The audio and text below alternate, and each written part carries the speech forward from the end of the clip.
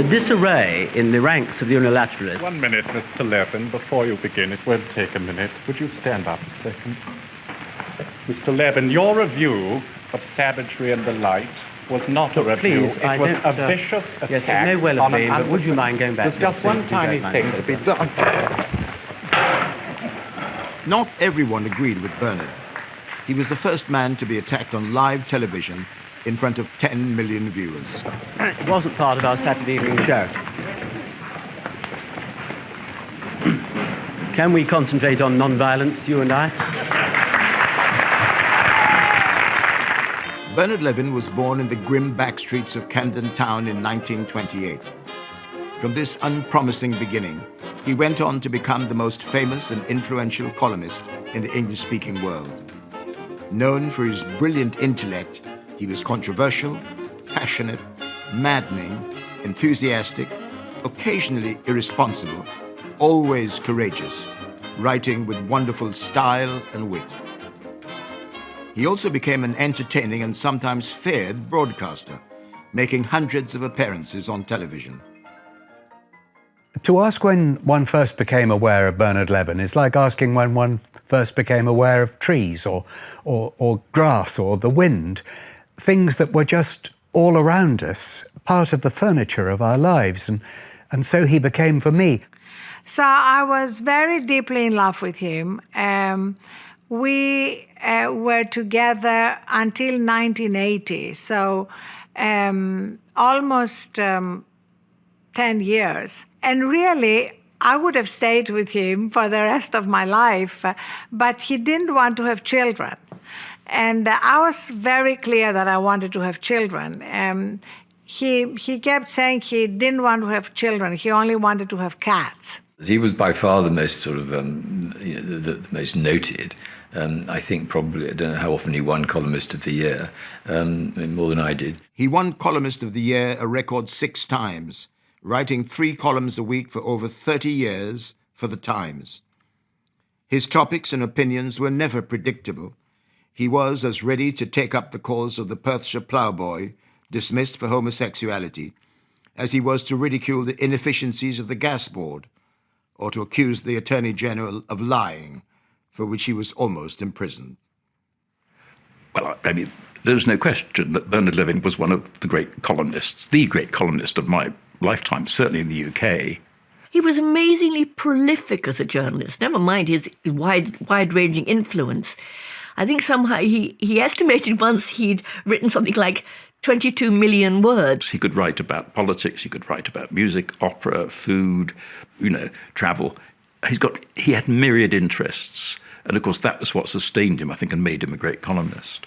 I can only do it this way. I get up in the morning, I read the papers, I listen to the news, I've heard something the night before, I've spoken to somebody on the phone, some idea, some fact, some situation has come to my attention, and I leap up saying, I have got to say something about that or I'll burst. And that's where it starts.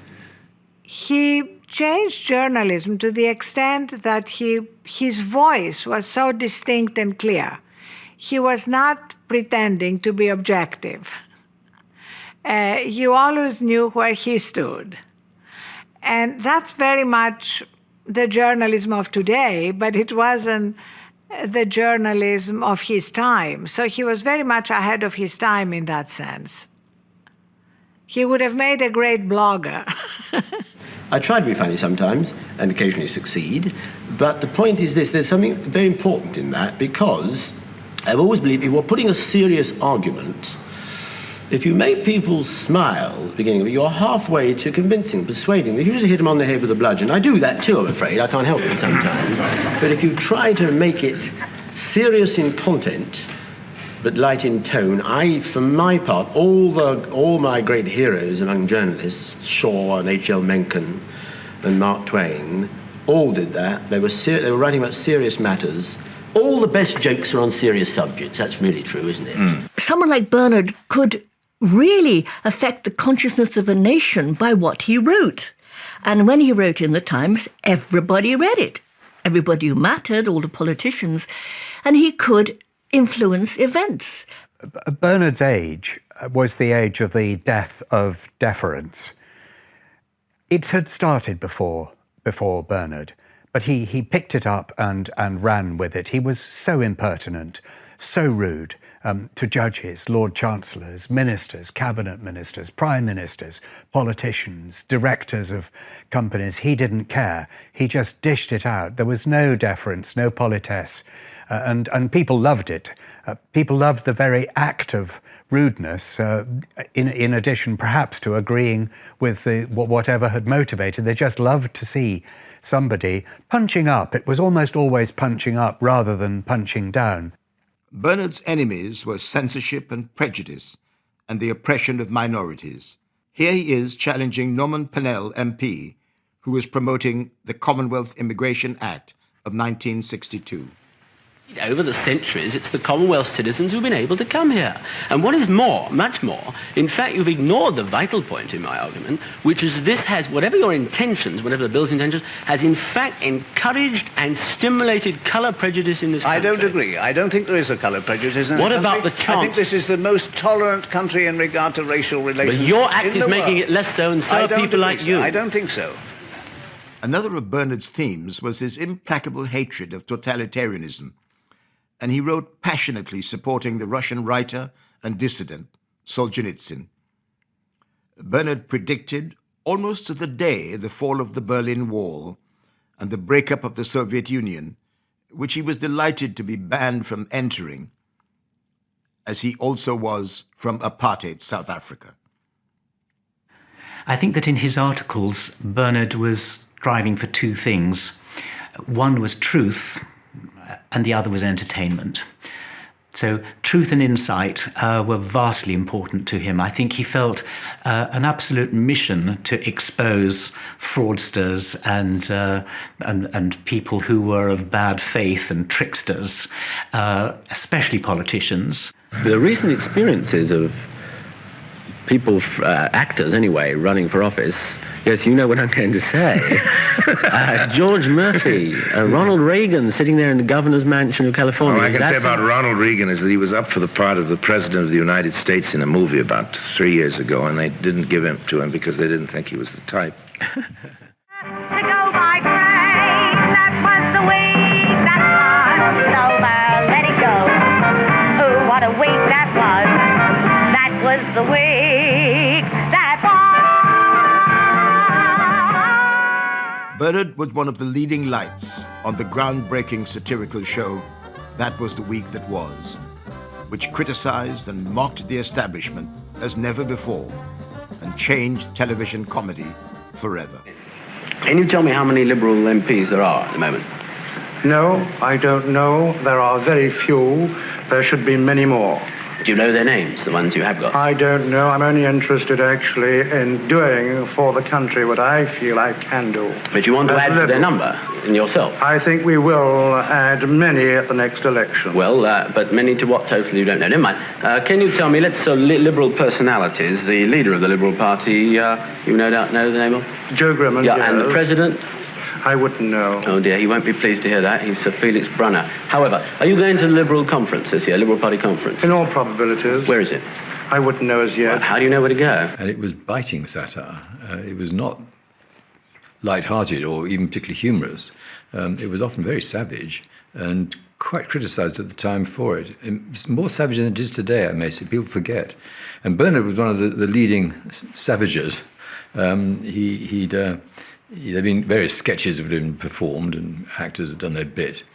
And the camera would then spotlight on Bernard sitting on a stool, peering at the camera with like a kind of Merlin figure. Where on the continent could you find a similar type of catering at the price provided for in this country? Where? Just tell me. Come to France with me, Mr. Forte. Come to Austria, come to Germany, come to Belgium, come to Holland. Germany and Holland. What about the relais routier, the lorry drivers, pull-ups? We've ever eaten in a British pull-up for lorry drivers, Mr. Forte? I have. You probably run some. I have. Do you eat in them? I've eaten... you look surprisingly well in the circumstances. I've eaten very well. Where can they provide bacon and eggs as we do in this country? Where? Well, Mr. Forte, in the Rue Moulin? Terribly sorry to have to tell you, Mr. Forte, I ate your bacon and eggs at lunch today. And the bacon tasted of nothing but salt, and I had to ask 3 times for a glass of wine, and the plate was cracked. Yes, but you're not talking of my bakery. Yes, I am. Your restaurant had your name outside in letters that high. I think you're a very sanguine man. Apart from this, we have in our trade an apprentice scheme, a 3-year scheme. Oh, tell me, is that where you teach them to cook the roast beef in the morning, let it get cold, slice it thin on a machine, warm it up and serve it in the evening? I always want to know where that's taught. When I met him, we were both doing a show called Face the Music.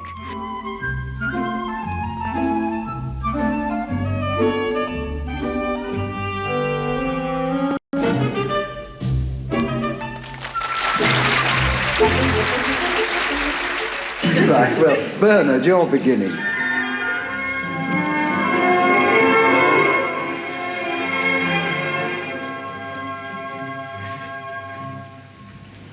Can I have the end as well? No, you'll cry if you do. That's a clue. Well, what on earth can it be a clue to? Something that makes you weep. I've seen you weeping at it. Yeah, I've seen you. It is a... Well, hold on. I know what it is. It's a sentimental opera. Yes. It's the overture to a sentimental opera. Actually, it's not at all my favourite opera. Well, why were you crying? But oddly enough, it's the very... I'll tell you why I was crying, because Kirita Kanawha was singing in it, right? It is La Bohème of Puccini. Correct, yes. Good. I was completely tongue-tied, so nervous. I still can remember my heart racing. I have no idea how I was able to guess any piece of music. And then at the end of the show, he asked me out to dinner 2 weeks later. And I spent these 2 weeks literally prepping for dinner, reading about everything he was writing at the time, the Soviet Union, Northern Ireland. Like, I wanted to be a little expert on the subjects he cared about. I'm sure I must have bored him to death at dinner. He went on to host his own series of over 50 interviews with some of the most celebrated people from around the world. Senator, you yourself, as politicians go, are a good deal younger than most. And one of your I'm changing that very quickly. You have been called by a critic a young man in too much of a hurry. Yes. Do you feel in a hurry? Do you ever feel impatient with the inevitably slow processes? Yes. But have you learnt to restrain that impatience? No, because I think you have one time around, and I don't know what's going to be in existence in 6 months or a year and a half or 2 years. There was somebody wrote on the pyramids, time they were being constructed, the words, and no one was angry enough to speak out. I think people should be angry enough to speak out. And I think there are injustices, and I think there are unfairnesses in my own country and around the world, and I think that if one feels it, involved in it, that one should try to do something about it. That's what I want to do, and I don't think you can wait for a decade. Bernard's interviews were lampooned in the popular TV series Spitting Image. And now, a new series in which Bernard Levin and Jonathan Miller talk bollocks. Call me Ishmael, Jonathan. Call me Ishmael. Yeah. And I think that the smell of that line is such that to suggest that Melville was perhaps comparing all humanity to that great white whale, and then Ahab's decision not to shave makes much more sense when viewed in conjunction with Verdi's Othello. Quite. Well, of course, as you know. In 1985, Bernard made a series following in the footsteps of his boyhood hero, Hannibal, who trekked over the Alps with 90,000 men and 37 elephants to attack Rome from its unguarded rear flank. Bernard delighted in his discoveries on the journey, making detours to sample the local cuisine, chat to people about their way of life, and reflect on his own inner journey. Here are some excerpts from Hannibal's footsteps. Why really was a man not far short of his 56th birthday embarking on so absurd an enterprise? I think we travel because we think that somewhere over the next hill, or if not the next hill, the next but one, there is still mystery. There is still something to be found that has not been found so far. And I think that's true. It's not to be found in the sense that we're going to discover a new country or a river we didn't know about or a mountain higher than Mount Everest that had never been discovered. The truth of the matter is that we travel abroad for the same reason that we travel inward, because the mystery is there. And we hope to find it one day. And perhaps, I suppose, that may be what Robert Louis Stevenson meant, that the quest for this unattainable mystery is an end in itself. And that's why to travel, hopefully, may well be better than to arrive. Goat farms abound in this region. The goats like its grass. I eyed them with a Townese suspicion, but Monsieur Andelin assured me that my charges were docile, obedient, even affectionate. Elles sont curieuses, hein? Come on, allez. My first duty, after driving the goats down the hill, was to get them ready for milking. Going past me.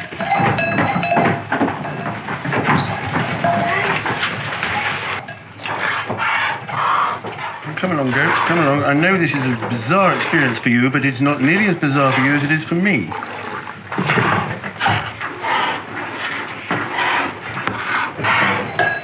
Oh, I am sorry, goat.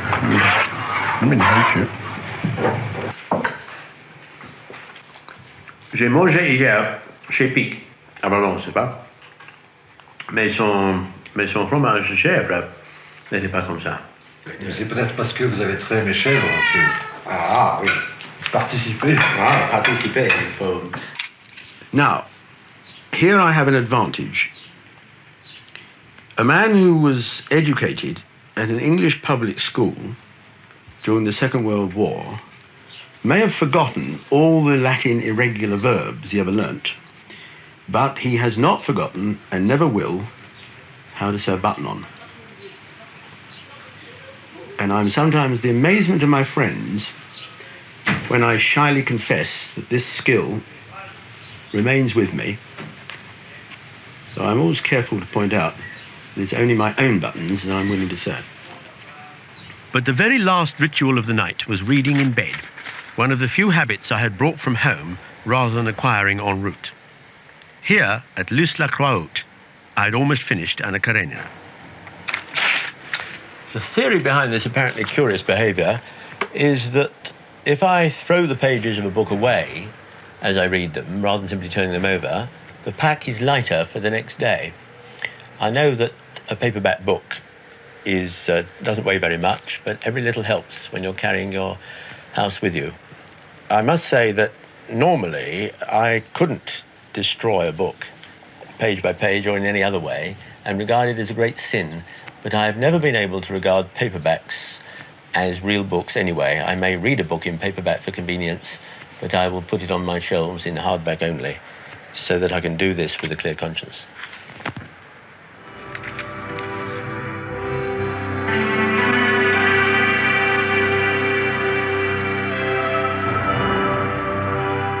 Over the next stretch of my journey, I got to know the Alps and their ways very well. The majesty of the mountains was always around me, but precious little else. Hannibal had his army of thousands. I was by myself, and thinking less about the gradually rising mountain ranges and more about my mad decision to walk over them. I've lost 12 pounds in weight, acquired a tan, and feel fitter than I have done for 30 years past. And like Hannibal at this point, I have not lost a single elephant.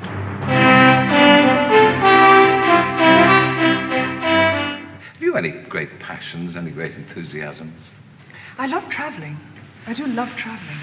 And I love your travel pieces you've done, and I've written one or two, and I'd like to do a lot more, actually. I love reading travel books. Oh, you must read my next one, coming out in the autumn. Oh, do tell me what it's called. I'm glad we got that plug. We didn't even rehearse it either. No. try not to rehearse the plugs. The rest of the thing we rehearse. Yeah. The last time you travelled was in those awful shorts. Yeah, what are you going on about my awful shorts for? The real truth of the matter is you're jealous of my knees. Bernard's Jewish grandparents, Yoshel and Bathsheba, fled from the pogroms in the Ukraine. When my grandparents left the persecution of Tsarist Russia towards the end of the 19th century, they went to the place where the boats were leaving for anywhere that would take refugees, and they got on the first boat, which, as it happens, was going to America. And then my grandmother became ill and had to get off the boat, and so she and my grandfather waited behind. The boat sailed with great Uncle Rudy, who became an American and made his life here. And then a few days later, when my grandmother was well enough to travel, they got on the next boat that was going anywhere that took refugees. Didn't know where they were going, and when they arrived, they had no idea where they had arrived at, and asked, and they told they were in England, which didn't help much because they'd never heard of England. When Bernard was 3 years old, his father abandoned the struggling family. It was his mother Rose who encouraged him to work hard and win a scholarship to Christ's Hospital, a public school in Sussex. As a small, bespectacled Jewish boy, Bernard labored across London in the medieval school uniform. He battled there on many fronts, and as an outsider, he celebrated the Labour Party victory of 1945 by scaling the school's clock tower and waving a red flag. His housemaster, Boom McNutt, known as the Himmler of the Lower Fourth, was not impressed. He did, however, manage to instill in Bernard a lifelong love of classics. And then going to Christ's Hospital as a Jew in a Church of England school, he had to be brave. He must have experienced anti-Semitism. I mean, he never went on about it. It just was there.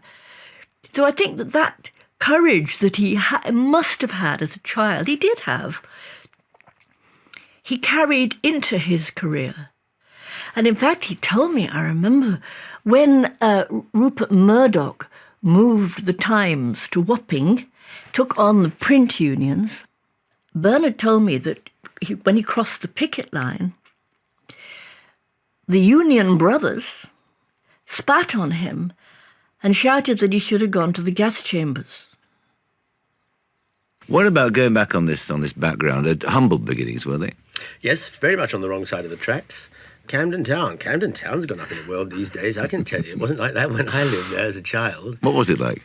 Oh, it was a very poor neighbourhood indeed. But indeed, I do remember, it's not just retrospective sentimentality. It was, you know, the old thing about the poor, it's what the poor, what helps the poor. It was. We were a kind of collective, and we all knew that we were all living on the edge of, or living on very, very thin ice indeed, because, you know, things like illness were catastrophes, you know, absolute catastrophes. Families could be ruined overnight. And so there was a kind of camaraderie among the very poor physical facilities and surroundings. Bernard won a scholarship to the LSE, where he flourished under the great philosopher Karl Popper and became a polished debater. His first job as a journalist was on Truth magazine, before moving on to The Spectator. He joined Truth, the weekly magazine, in 1953. It was an extraordinary luck from my point of view, because all of us really, for two reasons. First, as you say, there were only a handful of us. We had to do everything. I mean, in my time on that paper, I did everything. I wrote leaders, I wrote theatre criticism, I wrote about sport. I mean, absolutely unimaginable to me today.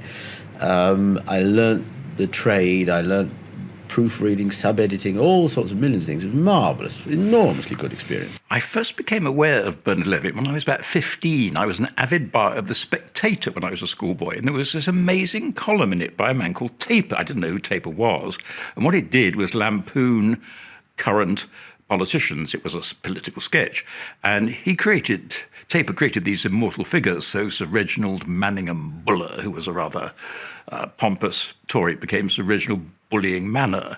I think Harold Wilson was Marshal Big Mouth, I think that was it. And I was astonished at the rudeness of this column, because in those days, 1950s, politicians were treated with respect.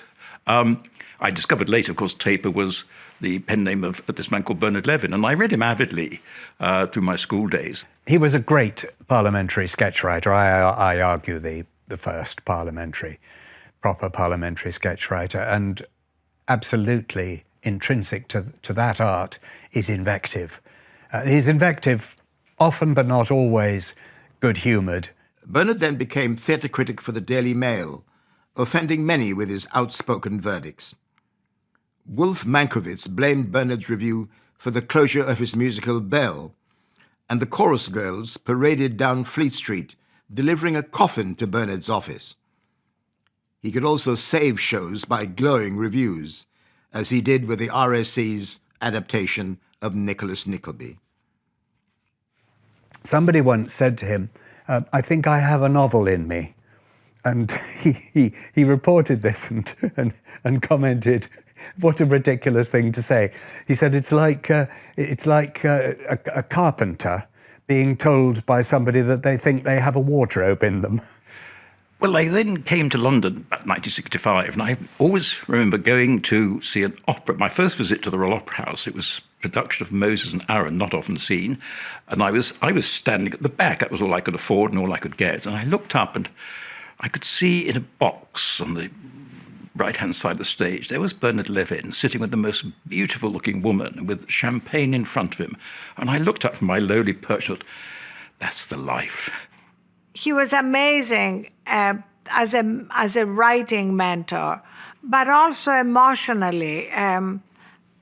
After I got married and was expecting my first child, the child was stillborn, and it was an incredibly tough time in my life. And I had, before obviously we knew any of that would happen, I had arranged to chair a benefit for the Folger Shakespeare Library in Washington, where we lived at the time. And so I was talking to Bernard, and I said, I'm going to cancel it. And he said, no, don't cancel it. It will take your mind off losing the baby. I'll fly to Washington. And he was amazing. He flew to Washington. He brought with him Maggie Smith and Alec McCowan, and he literally wrote this amazing compilation of Shakespeare lines that are part of our everyday life that they performed. It was an amazing evening, and it was all because of him. I would like to read what I've always thought was something rather special, written, it must be over 40 years ago, I suppose, by Bernard Levin. And he wrote this, I think, brilliant piece. If you cannot understand my argument and declare it's Greek to me, you are quoting Shakespeare. If you claim to be more sinned against than sinning, you are quoting Shakespeare. If you recall your salad days, you are quoting Shakespeare. If you act more in sorrow than in anger, if your wish is father to the thought, if your lost property has vanished into thin air, you are quoting Shakespeare. If you've ever refused to budge an inch or suffered from green-eyed jealousy, if you've played fast and loose, if you've been tongue-tied, a tower of strength, hoodwinked or in a pickle, if you've knitted your brows, made a virtue of necessity, insisted on fair play, slept not one wink, stood on ceremony, danced attendance on your lord and master, laughed yourself into stitches, had short shrift, cold comfort, or too much of a good thing. If you have seen better days or lived in a fool's paradise, why, be that as it may, the more fool you. What the dickens, but me no buts, it is all one to me, for you are quoting Shakespeare. A brilliant passage. Bernard's use of English was to me the thing that he excelled at and put him in a class of his own, and certainly to me was the thing I long most to imitate. His use of English was always masterful. In our conversations were often about the use of English. He loved Shakespeare, he loved Montaigne, he loved Dickens. These were the writers he sort of couldn't keep out of his mind, and resorted to them whenever he possibly could. And incidentally, I must compliment you on losing the weight. You've lost a lot, haven't you? You look terrific. That was my travel series yes, that quite. I was speaking about. I suppose I'd better tell you what it's called, hadn't I? If you will. It's called To the End of the Rhine. I went down the Rhine from top to bottom, right from the Swiss mountains to the North Sea. Bernard's next series followed another of his heroes, the River Rhine, all 1,200 kilometers of it. He chronicles the dark legends, beautiful music, religious fervor, and wars which it spawned. Much can be gleaned about Bernard's life and complex character from the scenes on friendship, music, painting, and his passion for the blockbusters of civilization. Here is a selection of excerpts from the series, starting with Bernard at the source of the Rhine. In Hermann Hesse's book, Siddhartha, the hero has tried every form of human experience, and none of them has given him true happiness or true peace or true harmony.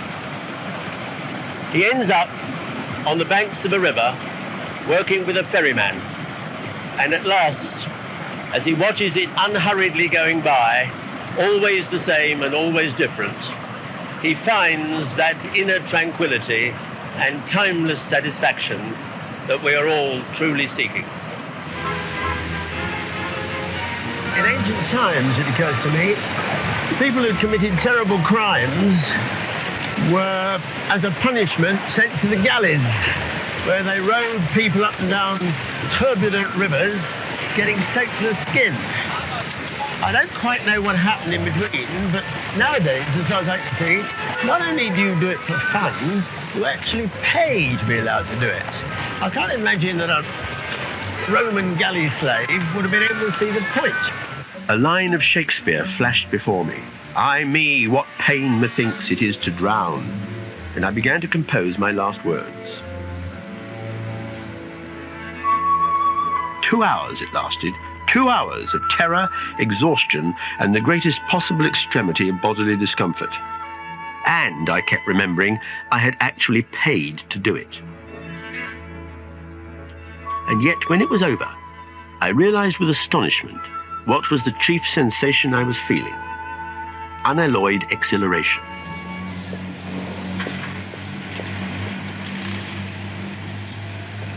And so to the Friedrichsbad, the oldest and most splendid in the town, where they told me that Edward VII, when he was Prince of Wales, sported in these very waters. They also told me as an afterthought that the rule was mixed bathing. Oh well, I thought, what's the difference between naked ladies and Rhine maidens? But first there was the assault course, and it isn't the customers who do the assaulting. We start with a massage, which consists of boiling water being thrown over the victim, who then has the skin ripped from his back by an instrument of torture consisting of a scrubbing brush with 4-inch nails instead of bristles. The most skilled of the operators can also break the victim's spine by the force with which they plonk it down on his unsuspecting back.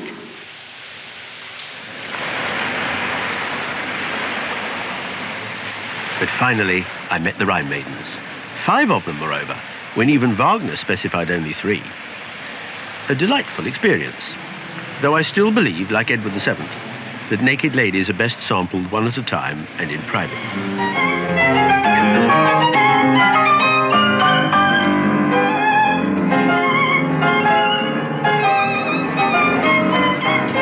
At the Baden-Baden casino, very little has changed since Edward came here after the baths to gamble the night away. I could never become an alcoholic or hooked on heroin, but I know that I have the gambling virus in my blood. Whenever I go into a casino, and I take care to see that it is very rarely, I know that I am in real danger and that the ice beneath me is very thin.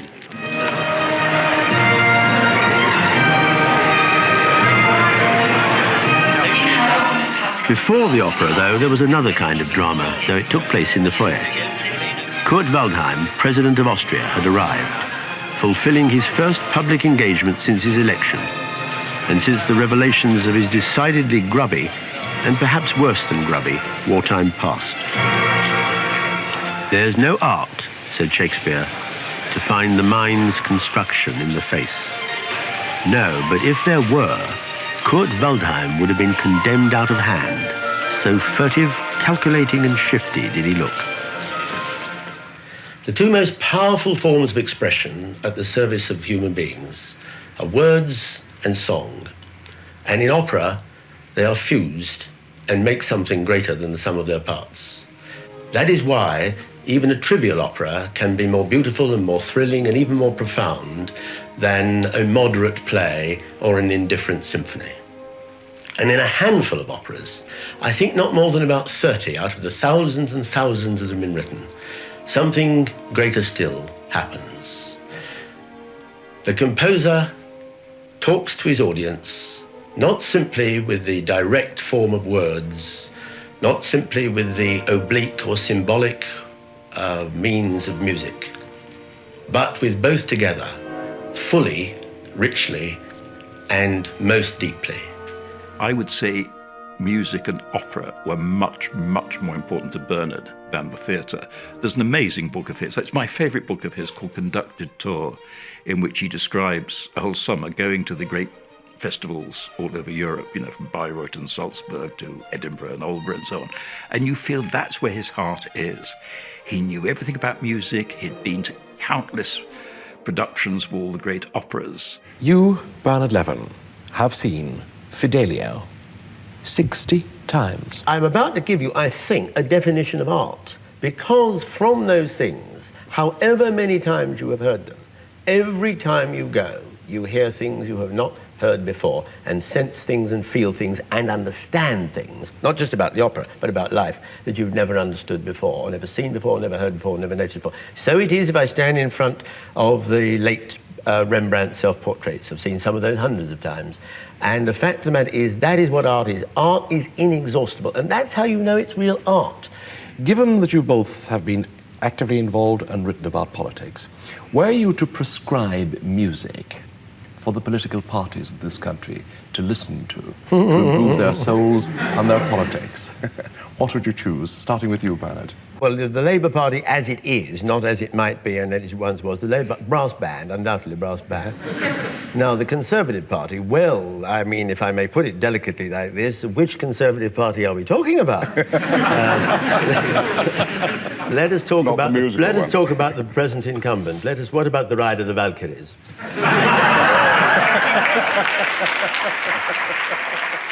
I don't agree with the brass band for the Labour Party, I must say. A brass band is a very solid, concerted performance.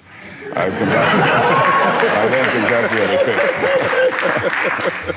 From what I can remember, Bernard was not an especially religious man, and I think that for him, music was like a bridge towards the spiritual world. And I think it wouldn't be an exaggeration to say that for him, music was the language of the gods. And so I think that music for him was the highest of all the art forms, and that in many ways, Beethoven's view of universal brotherhood was, for Bernard, one of the highest aspirations that music was capable of. But I strolled down to the water's edge and thought about Wagner. And here my passion flared up, because it was the waters of the Rhine that he depicted in his music. Mozart's music will endure as long as human beings can love. Bach's as long as they can worship.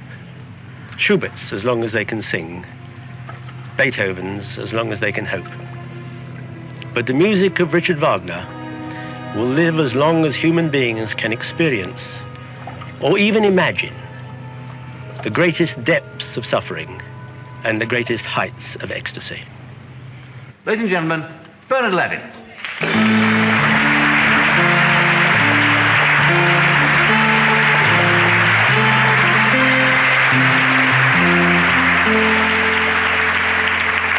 The idea was that I would go around the European music festivals paid for by somebody else. Tickets, transport, the lot, hotels. And I dreamed of this as a kind of fantasy. And then the BBC came along early last year, and said, how would you like to go around the European music festivals doing a broadcast on each? We'll pay for the tickets, we'll pay for the hotels, pay for the transport. And so I said yes, not unnaturally. When he would take me on these tours in Europe, that we would go to every year I was doing the driving because he never drove. He was doing the commentary as we would pass different towns and go to these amazing restaurants, and he would order these elaborate meals, and then I would have to listen to him. Not just waxing lyrical about them, but complaining that I wasn't appreciating it enough. To the restaurant of Monsieur Pic at 285 Avenue Victor Hugo. They're extraordinary people, the French. They think Victor Hugo is a great poet, which would ordinarily suggest a marked lack of aesthetic sensibility. And yet, for as long as anybody can remember, they have led the world in the art of cuisine. Specialty is a fresh goat cheese with the chives. I suppose that the 9 courses of Pic's Menu Rabelais might be too much for some people. So much the worse for them. When I got to the 7th course, the head waiter explained that among the choice of desserts, one, an iced orange soufflé, was obligatory. I met my obligations. Merci.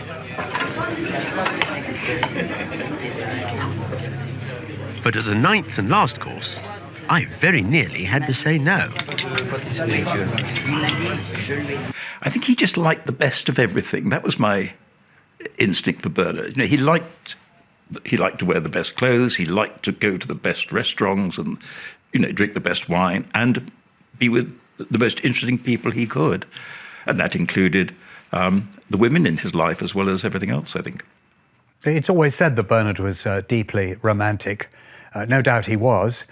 Romantic is a word that stretches fairly widely. Sex may have come into it as well, but he's definitely wanted the good things in life. He had appetites, including for fine wine and smart dressing and beautiful women, and he was determined to satisfy his appetites. I'd like to ask you all a final question, because it seems to me that when you're writing that book, you were defining for yourself paradise. Listening to a new Mozart opera every week in the company of the woman I love. Nicely. But that begs the follow-up question. Who's the woman you love? All in good time, Michael. All right. He'd had, I believe, I'm not his biographer, but he'd had a really tough, rough childhood. He had been bullied at school. He'd been the little boy that looks at people in fine cars and dining in fine restaurants and thinks, one day I shall drive in a fine car or be driven in a fine car. One day I shall dine in fine restaurants. And he did. Shamelessly, you might say, but I would say proudly. We know of no civilization in history that did not make wine if its climate and soil were propitious. They drank it in ancient Egypt 6,000 years ago.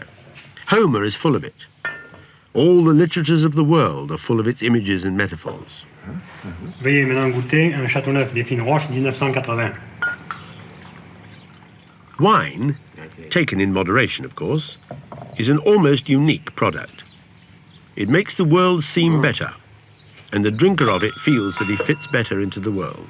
Only a fool would criticize those who don't like the taste of wine, or who for medical reasons cannot drink wine, or whose religion forbids them to drink wine. But I do look askance at those who come into none of these categories and yet disapprove of the drinking of wine. And to them I say, do remember what was the first miracle of Christ at Cana. It was not turning wine into water, it was turning water into wine. I am very pleased that in France my name is pronounced not Levin, but Levin. Bernard was painfully shy when young, but gradually learned to make many friends, who he treated like a family, becoming a much-loved godfather to their children. Do you welcome being recognised in the street, Bernard? Is it one of you? I wouldn't say I welcome it. I used to find it absolutely impossible to cope with. I would hide behind pillar boxes and run across the road. It was something I simply couldn't come to terms with.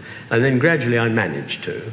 And now I I don't mind a bit. I don't, as you said, welcome it, but I don't mind a bit. As you know, of course, and so does Joanna, the point is that people who come up to you in the street only want 9,999 times out of 10,000, only want to say nice things, not nasty ones. So there's nothing to fear, but I used to shrink from it. Now I don't. Bernard was different things to different people. I think to many people who didn't know him, he was a terrifying man. He had a terrifying intelligence. He had the wit of a fencer. And if you were spiked by Bernard, you were in trouble. At the same time, to his friends, he was one of the most gentle, kind, considerate people you could ever wish to meet. He was enormously loyal to his friends. When we did a walk up Fifth Avenue, I suggested to Bernard that we have a jazz score, and I knew that he was not particularly keen on jazz, but typically Bernard, he could see the bigger picture, and he could tell that jazz, and there's some blues in it as well, fitted a lot of the images really well. In his final series, Bernard leads us along perhaps the only street in the world where we could encounter our fire-eating unicyclists, Jackie Onassis, crack dealers, and Donald Trump. Stickball is poor man's baseball. It is played in the street rather than on a field, for the good reason that in these parts, streets are far more easily come by than fields.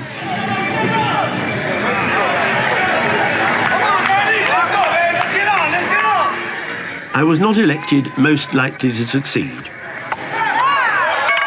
though I did manage to hit the ball once, and to the immense hilarity of both teams, set off at an impressive speed towards first base, only to be given out, not unreasonably, when I couldn't find it. Is it not strange that law-abiding people feel the need of a gun, and feel it no more dramatically than they would feel the need of a handkerchief?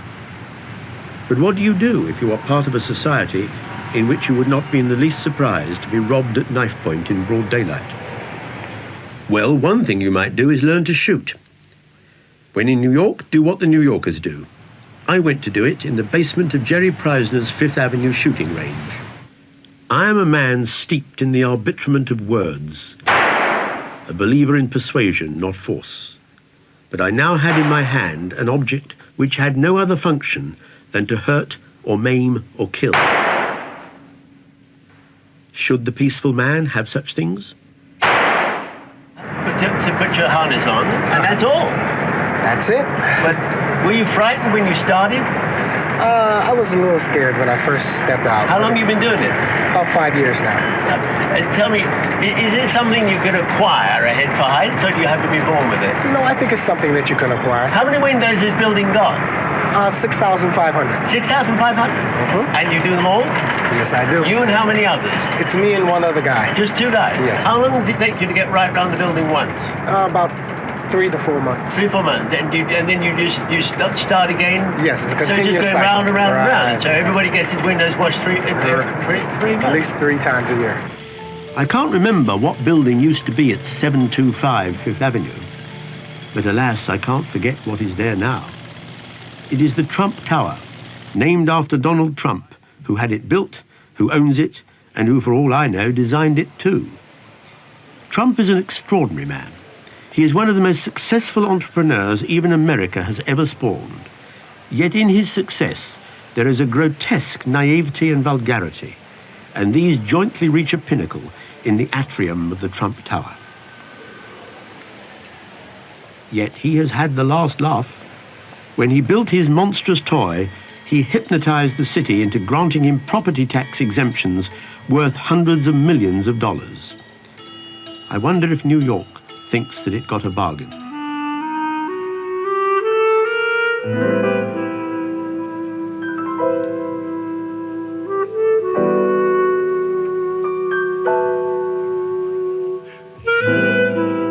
It was a fine night. I decided to walk home, and I did so in a complicated frame of mind. I had spent the day in the most expensive part of Fifth Avenue, ending in the tinsel of the ball, the only tinsel of the world made of real gold. Everyone there had been helpful, everyone had been charming, and it was not my money they were spending. But as I strolled down the now empty avenue, I thought of Ruskin. He coined the word ilth, a punning opposite to wealth. And what he meant by it was not bad taste, nor conspicuous consumption, nor plenty in the midst of poverty. It was the profusion of possessions that existed only to be possessions. All day, I realized, I had moved among nothing but ilth. However friendly and gregarious he could be, I still think there was a sort of aura of solitude about him. That was just my impression. When it came to his emotions and his fear of intimacy, he had a hard time speaking about it. And he also never considered it as a badge of honor or a mark of independence. He kept saying it was like a character flaw, that he couldn't get beyond it. And he tried with therapy, with reading, but it was something that he had a really hard time overcoming. Have you ever sort of thought back on why this is in you, this difficulty in expressing emotion? Hard to say. I have. It's something I've worked at in recent years, and it's become very, very much easier, thank God. But where it comes from, I don't know. I had what is technically known as a broken home, and maybe that contributed. Well, obviously it contributed in some way. It must have done. But you can't go back and rewrite the past. You've got to start from where you are, whatever happens. I've made my peace with myself. And as I say, it's now, this problem is very, very much more controlled. But I was always curious about Bernard. I mean, Bernard was a perpetual bachelor. He had a train of lovely ladies who were very devoted to him. I think it was one of the sources of sadness that Bernard was never able to find somebody to marry and even to have children. I think he would have been a wonderful father. He definitely went searching, and it did help. What was so interesting is that he had that sense that ultimate reality was not here. He's written moving passages about how you can have a glimpse of it in Rembrandt's self-portrait or Shakespeare's sonnets, or hear it in one of Mozart's quartets. So he had this sense of something else, some other reality beyond this everyday physical reality, and he yearned for it. You listen to Mozart and you think, where did this man get it from? Well, where did he get it from? I don't know. Did he ever give any indication himself? No, the only thing he ever said on the subject himself was that, an amazing statement when you come to think of it, I mean, talking about perhaps an opera 2.5 hours long, he said, I hear my compositions, all of them, whether long or short, as a single point of light. And then all I have to do is hold that point in my mind while I actually write it down. Well, where did that ball of light descend upon this man's head from? That is extraordinary. Extraordinary, but not explanation even. Bernard journeyed from the shy little boy to left-wing firebrand to much respected broadcaster and writer who never forgot to indulge in the good things of life. Always a vigilant crusader for tolerance and against injustice. As he himself said, the pen is mightier than the sword and much easier to write with. I realized that if I had known in advance what the journey would be like, I would certainly not have tried it. But I realized also something much more important. I was glad I had not known, because I wouldn't have missed it for any consideration. I made it. Next week, I'll be back in London with all the distractions and irritations of London living, the office and the telephone and the poisonous air and the stuff that the Metropolitan Water Board sends us through our taps. And I won't care about that either, because the memory of this march from the Mediterranean over the Alps will keep me warm, even including the thought of this blizzard.